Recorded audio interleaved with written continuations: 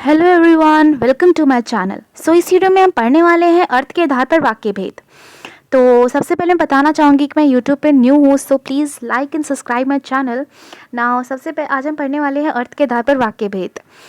Now सबसे पहले आपको बेसिक थिंग पता होनी चाहिए, वाक्यों को दो आधारों पर बांटा गया है। कौन कौन से? अर्थ के आधार पर एंड देन रचना के आधार पर। आज हम डिस्कस करने वाले हैं अर्थ के आधार पर वाक्य भेद। मैं उसके सबके भेद बताने वाली हूँ, आपको अच्छे से डिस्कस करने वाले हैं आपके साथ ना। अगर आपको रचना के आधार पर वाक्य भेद की वीडियो चाहिए then you can ask me in the comment section, मैं उसकी भी वीडियो लेकर आऊँगी अगर आपको चाहिए तो। ठीक है, नाउ स्टार्ट करते हैं। नाउ देखिए, अर्थ के आधार पर वाक्य के 8 भेद होते हैं। कौन कौन से? विधानवाचक वाक्य, आज्ञावाचक वाक्य, निषेधवाचक वाक्य, प्रश्नवाचक वाक्य, विस्मयवाचक वाक्य, इच्छावाचक वाक्य, संदेहवाचक वाक्य एंड लास्ट संकेतवाचक वाक्य। इसको एक एक करके हम अच्छे से डिस्कस करने वाले हैं। ठीक है, सबसे पहले विधानवाचक वाक्य क्या होते हैं? जिस वाक्य में किसी क्रिया के होने की सूचना दी गई हो वह विधानवाचक वाक्य कहलाता है। जहाँ पे सूचना दी गई हो, जानकारी प्राप्त कर हो, या फिर आप कह सकते हैं इन्फॉर्मेशन आपको मिल रही हो, देन वहाँ पे आपको विधानवाचक वाक्य आपका वहाँ पे कहलाएगा। उदाहरण देखते हैं। देखिए, चीनी मीठी होती है, सूर्य पूरब से उगता है, दूध उजला होता है, राम अयोध्या के राजा थे। तो इस सब में हमें क्या मिल रही है? इन्फॉर्मेशन मिल रही है, सूचना मिल रही है। चीनी क्या होती है? मीठी होती है, तो हमें क्या मिल रहा है? एक सूचना मिल रही है। सूरज कहाँ से उगता है? पूरब से, तो ये सूचना मिल रही है। अब दूसरा भेद, आज्ञावाचक वाक्य क्या होता है? जिस वाक्य में किसी को आज्ञा, आदेश दिया गया हो अथवा निवेदन या प्रार्थना की गई हो वह आज्ञावाचक वाक्य कहलाता है। ठीक है, आज्ञा, निवेदन, प्रार्थना, ये सब आज्ञावाचक वाक्य कहलाता है। उदाहरण देखते हैं, यहाँ से स्टार्ट होगा। तुम बैठ जाओ, ठीक है, कृपया खड़े हो जाइए, कृपया आप सब शांत रहे, हे प्रभु रक्षा कीजिए। इस सब में हमारा आज्ञावाचक वाक्य लगेगा। तुम बैठ जाओ, आपसे क्या हो रहा है? आपको आदेश दिया जा रहा है। कृपया खड़े हो जाइए, निवेदन हो रहा है। कृपया आप सब शांत रहे, यहाँ पे भी निवेदन। ठीक है, तो यहाँ पे क्या हो रहा है? यहाँ पे आज्ञावाचक वाक्य का बोध हो रहा है। अब निषेधवाचक वाक्य क्या होते हैं? आपको नाम से पता चल रहा है, निषेध का मतलब ये होता है ना होने का बोध होना। अब डेफिनेशन देखते हैं। जिस वाक्य में किसी क्रिया के ना होने का बोध हो वह निषेधवाचक वाक्य कहलाता है। उदाहरण देखते हैं, उदाहरण से आपको स्पष्ट रूप से समझ आ जाएगा। देखिए, अंश विद्यालय नहीं जाएगा, रात में बिजली नहीं रहती, उसने बात तक नहीं की, गोलू पाठ नहीं पढ़ता है। तो अंश विद्यालय नहीं जाएगा, तो यहाँ पे ना होने का बोध आ रहा है कि अंश विद्यालय नहीं जाएगा। रात में बिजली नहीं रहती, यहाँ पे भी ना होने का बोध आ रहा है कि बिजली नहीं रहती रात में। अब प्रश्नवाचक वाक्य क्या होते हैं? नाम से आपको अच्छे से स्पष्ट रूप से समझ आ रहा होगा। जिस वाक्य में किसी से कोई प्रश्न किया जाए वह प्रश्नवाचक वाक्य कहलाता है। राइट, पता ही होगा आपको। नाउ उदाहरण देखते हैं। तुम्हारा नाम क्या है? क्या आप रायगंज में रहते हैं? आप क्या खाना पसंद करेंगे? स्वास्थ्य अब कैसा है? तो यहाँ पे आपसे प्रश्न किए जा रहे हैं हर किसी में कि तुम कैसे हो, कहाँ रहते हो, तुम्हारा नाम क्या है, कैसा स्वास्थ्य है। तो ये सब आपसे प्रश्न कर रहे हैं, दैट्स वाई प्रश्नवाचक वाक्य कहलाएंगे।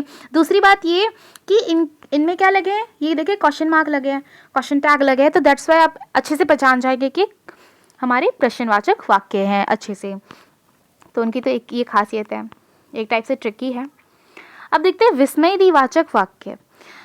देखिए क्या होते हैं? जिस वाक्य में विस्मय आदि का भाव प्रकट हो वह विस्मयवाचक वाक्य होते हैं। ठीक है, विस्मय का बोध प्रकट हो वो विस्मयवाचक वाक्य। उदाहरण देखते हैं, आपको अच्छे से समझ आ जाएगा। अरे इतने बड़े हो गए, क्या मौसम है, धत मुंह नोच लूंगा, हाय मैं तो डर ही गया। तो इन सब में विस्मयवाचक वाक्य का बोध हो रहा है। अरे इतने बड़े हो गए, आप आश्चर्य, देखिए एक्चुअली आश्चर्य होता हो तब भी आपका विस्मयवाचक। क्या मौसम है, आप बहुत अच्छा महसूस कर रहे हैं, धत मुंह नोच लूँगा। तो यहाँ पे आप एकदम देखिए शोक प्रकट होना हो, आश्चर्य प्रकट हो रहा हो, या आपका खुश मिजाज मन हो, तो वहाँ पे आपका विस्मयवाचक वाक्य होगा। ठीक है, तो अब देखते हैं इच्छावाचक वाक्य। जिस वाक्य में किसी की मनोकामना, मंगल कामना या आशीर्वाद प्रकट हो वह इच्छावाचक वाक्य कहलाता है। ठीक है, आपको पता ही होगा एक बार हम एग्जाम्पल देख लेते हैं। काश मेरे भी पंख होते, आपकी यात्रा मंगलमय हो, ईश्वर तुम्हें दीर्घ आयु दे करे, नव वर्ष की बधाइयाँ। तो इन सब में इच्छा प्रकट हो रही है, काश मेरे भी पंख होते, तो यहाँ पे इच्छा प्रकट हो रही है कि मेरे भी पंख होते, आपकी यात्रा मंगलमय हो, यानी मंगल कामना हो रही है, ईश्वर तुम्हें दीर्घायु दे, यहाँ पे भी मंगल कामना हो रही है, आपके लिए इच्छा प्रकट हो रही है कि आप अच्छे रहे, स्वस्थ रहें, बधाइयाँ दी जा रही हैं, तो वहाँ पे इच्छावाचक वाक्य लगता है। अब देखते हैं संदेहवाचक वाक्य।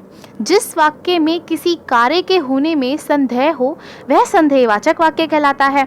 ठीक है, नाम से पता चल रहा है। उदाहरण देखते हैं। संभव है आज धूप निकले, संभवतः मैं जीत जाऊं, कदाचित उसने देखा ही ना हो, शायद उसे खबर ही ना हो।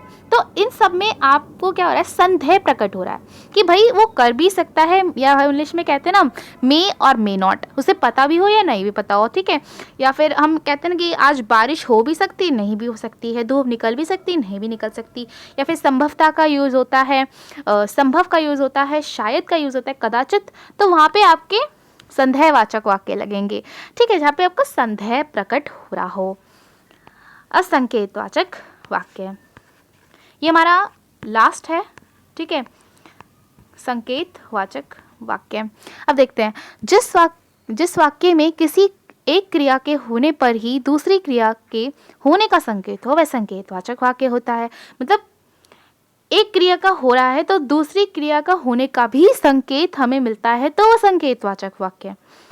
उदाहरण देखते हैं, आपको अच्छे से समझ आ जाएगा। और भी, जब धूप निकलेगी तब कपड़े धोएंगे, आप होते तो इतनी परेशानी नहीं उठानी पड़ती, यदि तुम बोलते तो मैं ज़रूर आता।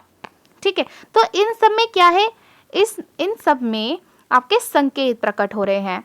ठीक है, तुम जब धूप निकलेगी तब कपड़े धोएंगे, तो हम क्या कर रहे हैं, एक तरह से संकेत प्रकट कर रहे हैं कि जब धूप निकलेगी तब हम कपड़े सुखाएंगे। ठीक है, या फिर इसमें जैसे बोला था कि यदि तुम बोलते तो मैं आता, संकेत हो रहा है कि नहीं। या फिर कभी कभी ऐसे भी आ जाता है कि मेरा घर उधर है, इधर है, तो वो भी आपका संकेत होता है कि मेरा घर उधर है, उस डायरेक्शन में, तो दैट्स वाई यहाँ पे संकेत कर रहे हैं। ठीक है, तो वहाँ पे आपका क्या लगेगा, संकेतवाचक वाक्य होगा। ठीक है, तो ये होते संकेतवाचक वाक्य।